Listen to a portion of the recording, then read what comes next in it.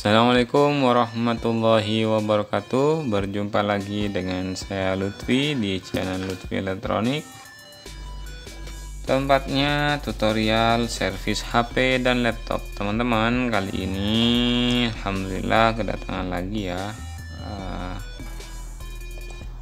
laptop atau notebook Lenovo dengan kondisi mati total. Dan seperti apa mati totalnya,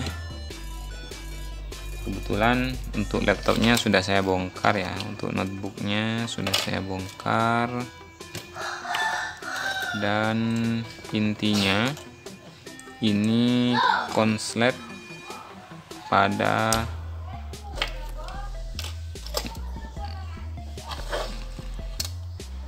bagian 19 volt ya. Kenapa saya bilang seperti itu? Karena ketika dicolokin charger, dia langsung panas ya. Untuk power supply-nya atau adaptor chargernya langsung panas dan tidak ada tanda-tanda kehidupan sama sekali. Dan kebetulan juga untuk jalur V charger di sini sudah saya angkat untuk IC gerbangnya atau MOSFET gerbangnya sudah saya bongkar ya, sudah saya angkat. Setelah itu kita akan mencari di mana letak konsletnya ya teman-teman. Kita akan cari di mana letak konsletnya dan kita arahkan untuk avometernya pada mode bip. Oke, mode bip itu mode berbunyi seperti ini ya.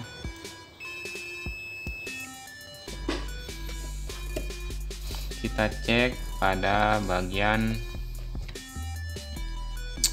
area V charger di MOSFET pertama atau gerbang, MOSFET gerbang. Ini jalur dari konektor charger ya. Coba kita cek apakah benar. Oke, benar ya. Ini adalah V plus V charger ya.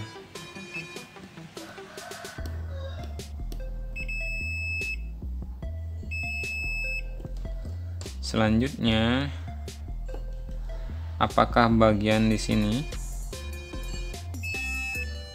jalur setelahnya terjadi short juga?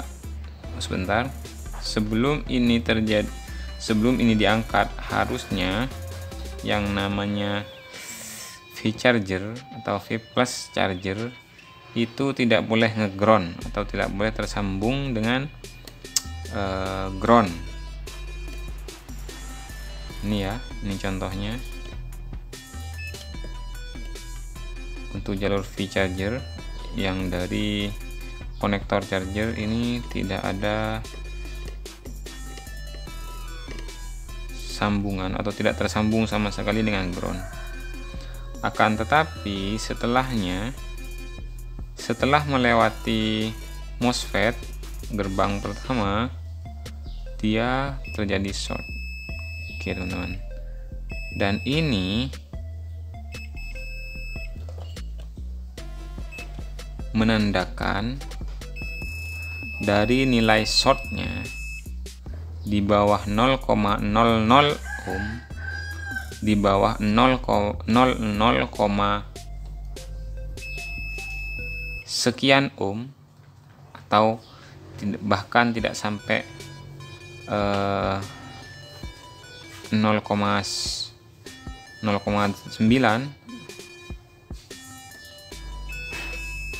Tuh seperti itu. Di sini terbaca 00,2 ya. Artinya short yang terjadi ini merupakan short dari kapasitor. Kenapa bisa dipastikan kapasitor? Karena biasanya untuk short yang terjadi pada IC, nilai diodenya itu tidak sampai 00, sekian atau tidak sampai menghilangkan nilai. Oke, contoh ya. Mohon maaf, ini tidak bisa dicontohkan ya untuk yang IC. Intinya untuk konslet pada IC itu masih memiliki nilai 07, sekian, 08 atau 02, sekian. Artinya nilainya masih lebih tinggi dibandingkan short yang terjadi pada kapasitor. Oke, kita lanjutkan, kita urut ya. Ini adalah jalur V charger, biasanya masuk ke bagian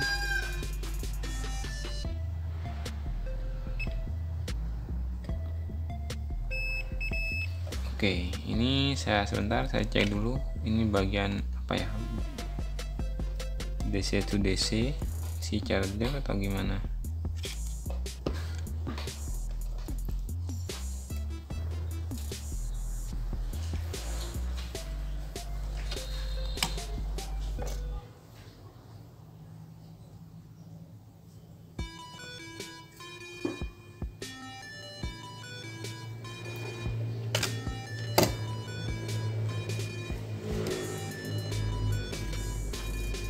Oke, coba saya cek di bagian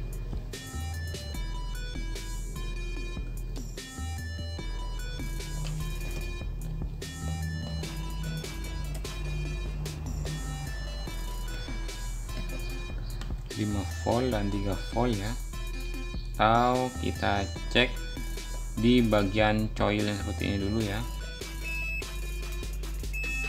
apakah terjadi short.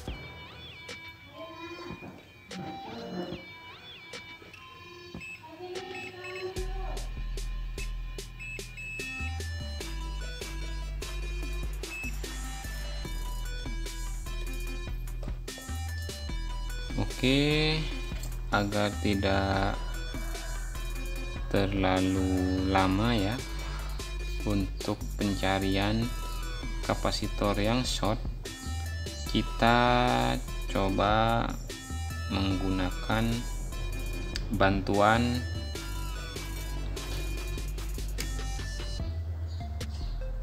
baterai ya atau power supply untuk bisa menemukan kapasitor yang short. Sebenarnya teman-teman juga bisa langsung menggunakan MBR ya teman-teman. Pertama, agar lebih cepat juga. Kedua, MBR itu memiliki kapasitas output ampere yang lebih besar, bahkan bisa sampai 10 ampere yang bisa langsung meletuskan sebuah kapasitor yang short.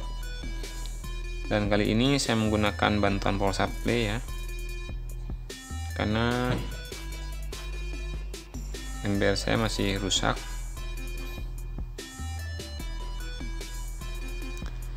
Kita tinggal sambungkan dengan jalur pada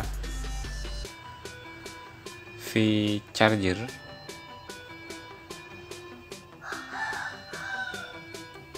Oke, saya menggunakan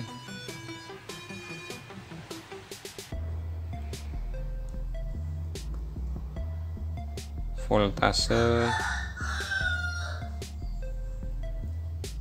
4 volt ya.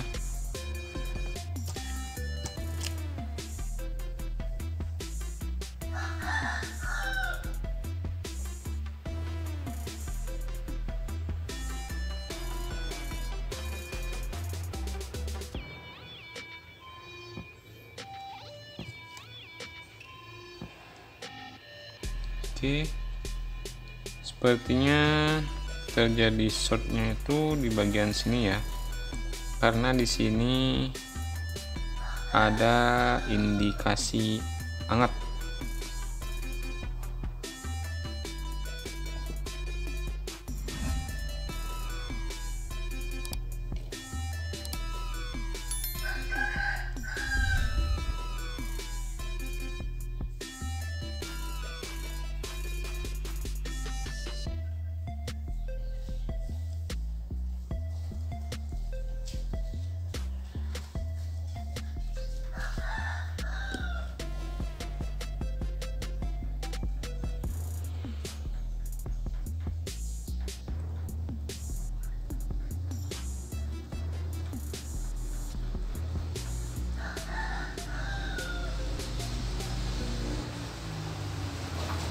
Oke.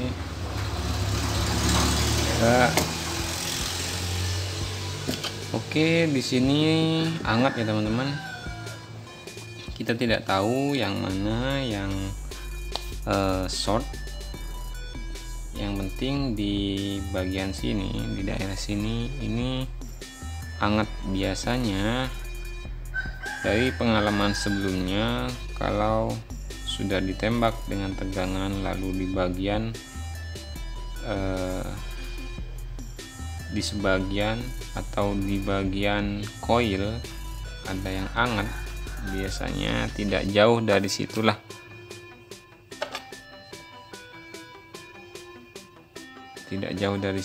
sebuah kapasitor atau IC terjadi short atau konslet. Oke, kita coba ya, cek menggunakan avometer.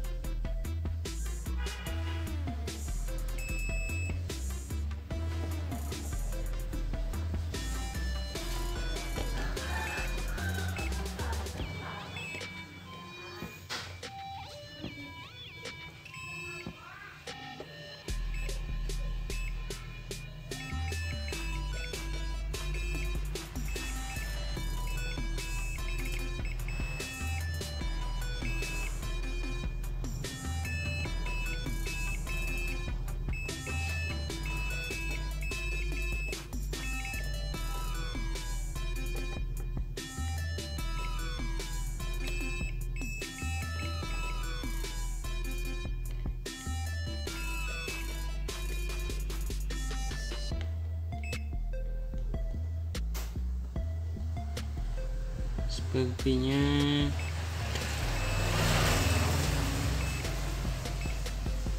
daerah sini ya teman-teman ya, sepertinya di 4 bagian ini, di 4 bagian kapasitor sini yang waalaikumsalam yang rusak atau yang terjadi konslet. Saya coba cek di sini dulu.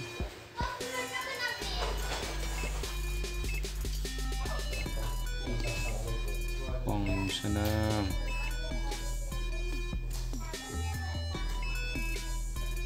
Oke, sepertinya fix di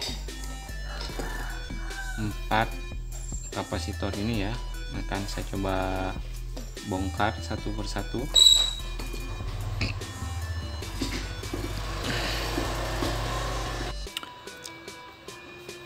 Oke teman-teman, kita coba cek dulu ya bagian kapasitor yang sudah dicopot barusan di bagian 4 kapasitor ini ya. Oke, jika short maka vakuummeter akan berbunyi beep ya, tut gitu ya. Oke,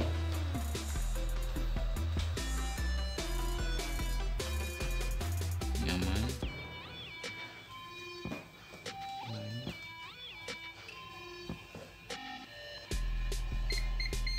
Oke, ini bunyi beep ya. Nah, harusnya untuk kapasitor seperti ini, kapasitor kotak seperti ini, dia memiliki kutub negatif dan kutub positif, dan dimana antara kutub positif dan negatif itu wajib harus tidak saling bersambung atau tersambung antara satu sama lain, itu tidak boleh, nggak boleh nyambung ya teman, nggak boleh short.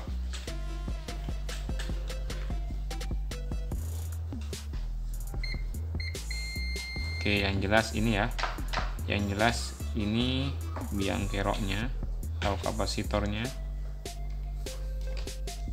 Coba kita pasang kembali kapasitor yang tidak short, kita pasang kembali.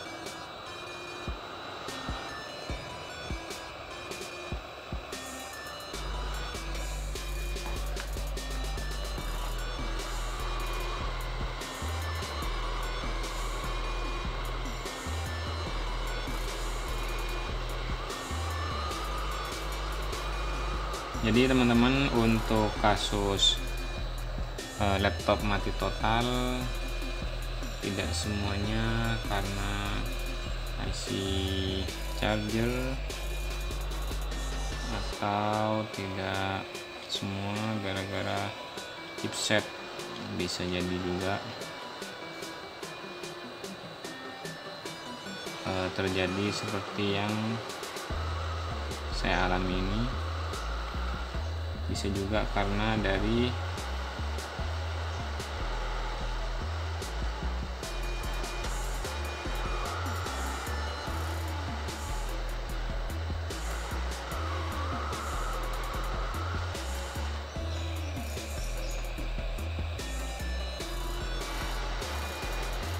bisa jadi juga karena kapasitor ya.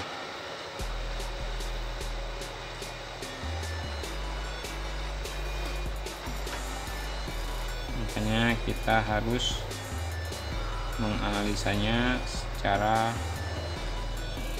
detail sesuai SOP ya.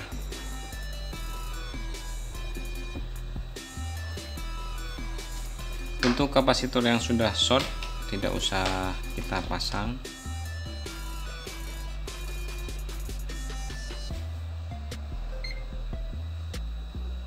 Kenapa tidak dipasang? Karena kapasitor ini fungsinya hanya tabung tegangan ya, atau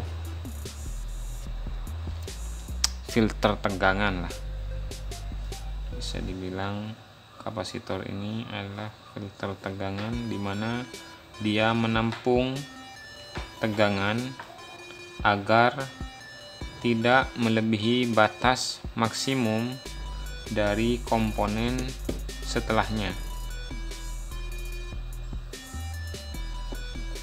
Jadi seperti itu. Apakah ngepek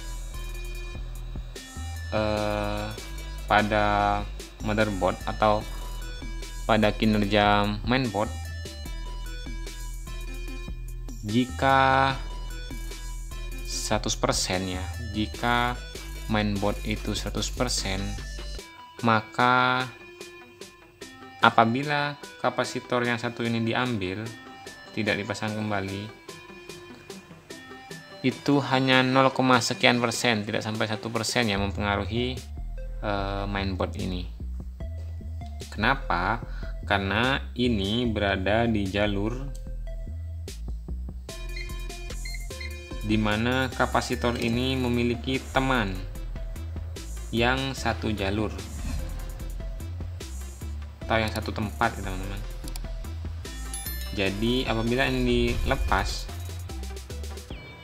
kinerja mainboard tidak serta-merta turun drastis. Kenapa? Karena masih dibackingi oleh kapasitor yang masih normal ini. Oke gitu ya teman-teman. Mau teman-teman pasang kembali atau ganti nggak apa-apa, mau nggak diganti juga langsung dilepas seperti ini juga nggak apa-apa.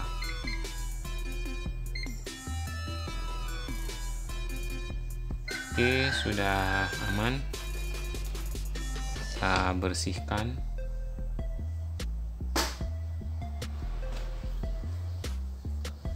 Kita bersihkan dulu untuk mainboard yang ada fluknya.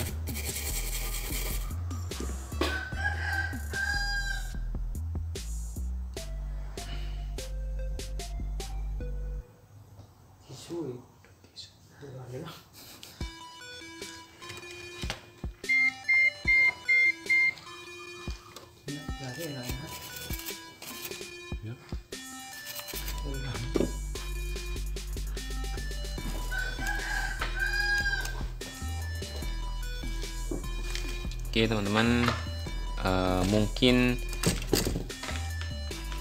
hanya ini ya yang jadi penyebabnya, tapi meskipun hanya ini, untuk mencari kapasitor yang seperti ini, khususnya bagi pemula, itu sulitnya minta ampun.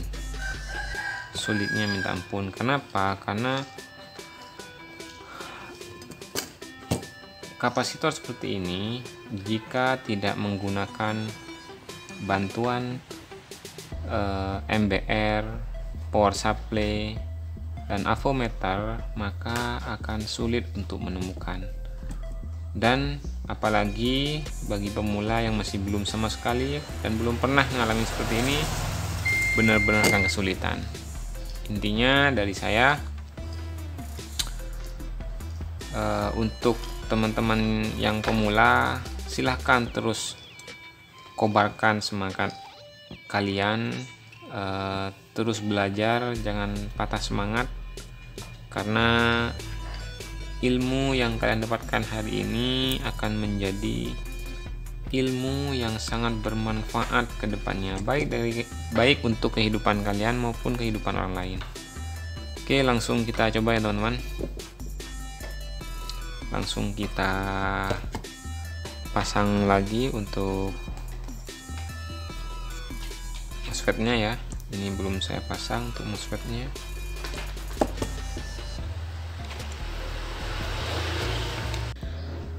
Oke, sudah nemu ya teman-teman. Aduh, mohon maaf, ini IC-nya loncat kemana-mana. Sebenarnya ini bukan MOSFET yang bawaannya ya. Bawaannya itu 4413, sedangkan yang ini 4435 SC. Yang penting sama-sama P channel ya teman-teman. Harus sama-sama P channel agar pendistribusian atau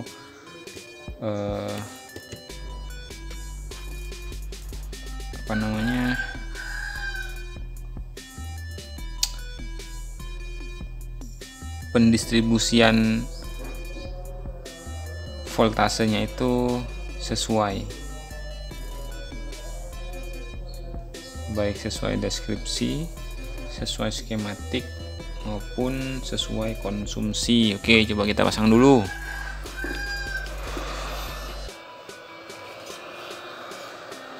Bismillahirrahmanirrahim. Setelah ketemu untuk bagian yang ngebuat dia mati atau mainboard ini mati, sekarang tinggal pengembalian. Kita akan kembalikan MOSFET gerbang pertama yang dicopot karena untuk memastikan sekarang akan dipasang kembali. Jadi untuk teman-teman pemula tidak apa-apa ya, salah tidak apa-apa. Saya pun juga pemula sebenarnya, cuman mungkin sudah lebih dulu saya mengalami hal seperti ini. Jadi bagi teman-teman, jangan patah semangat, terus kobarkan niat untuk terus belajar.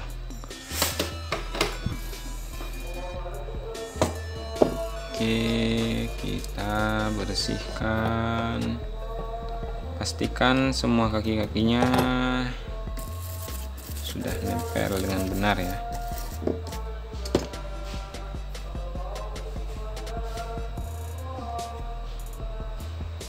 Jika teman-teman masih ragu, bisa ditambahkan dengan timah.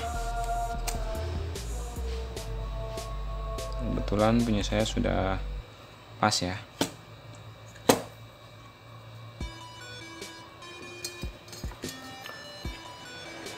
Oke, beberapa step by step ya, beberapa bagian dari tadi untuk mencoba memperbaiki. Karena saya masih bukan master, bukan yang benar-benar ahli di bidang laptop, saya hanya sebatas mengetahui dari pengalaman. Jadi mungkin analisanya tidak seperti halnya mereka yang sudah senior dan master ya teman-teman. Jadi mohon maaf apabila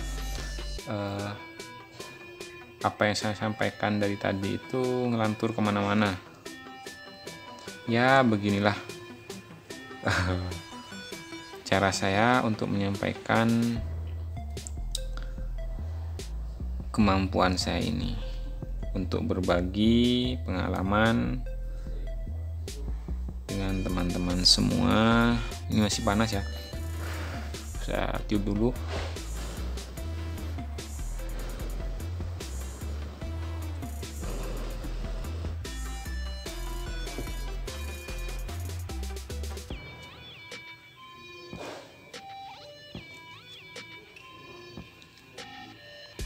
Tunggu sampai dingin ya.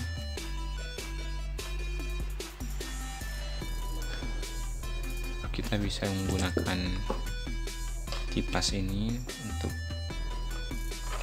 mendinginkan.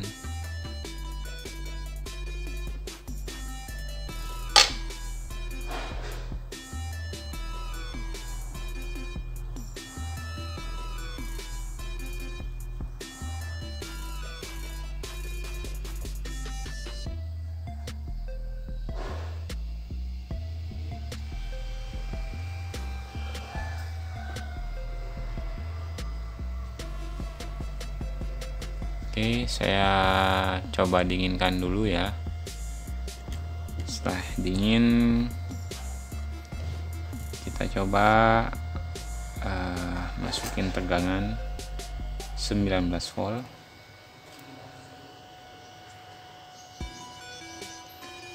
Jika bisa hidup ya alhamdulillah, berarti sukses ya teman-teman.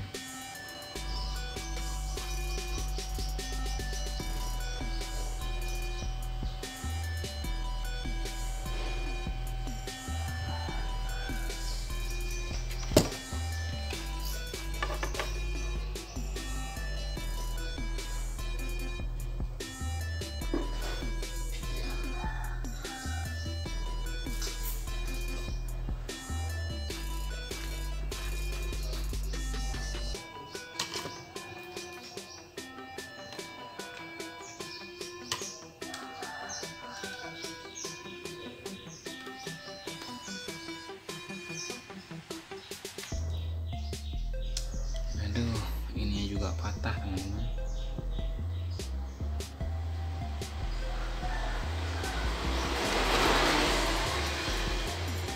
Engselnya ini juga patah ya.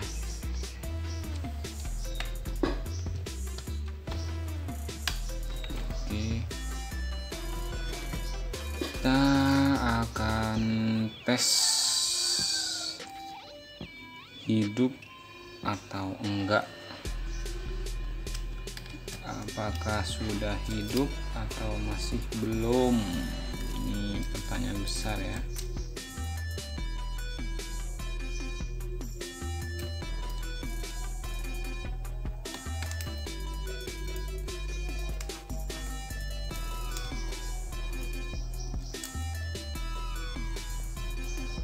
Oke, coba